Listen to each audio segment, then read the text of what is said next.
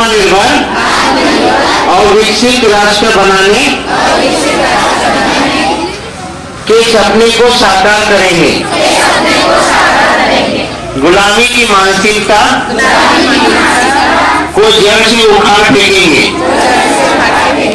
देश की समृद्ध विरासत पर गर्व करेंगे।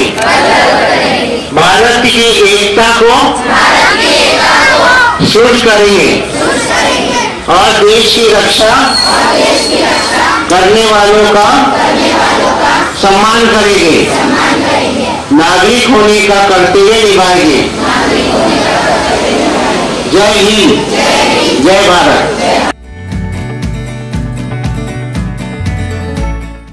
मैं कल्पना धमगाए हूँ।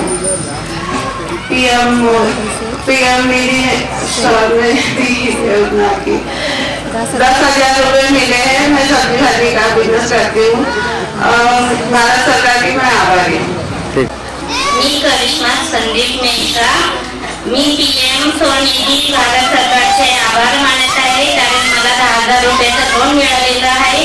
मी त्या पैशामधून नाश्त्याचं टी स्टॉल खोललेला आहे आणि माझा व्यवसाय सुरळीत चाललेला आहे, म्हणून मी भारत सरकारचे आभार व्यक्त करत आहे।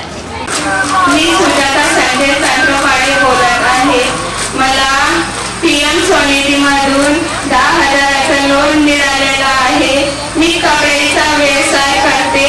माझा कपड्याचा व्यवसाय खूप छान चालत आहे, म्हणून मी भारत सरकारचे आभारी आहे।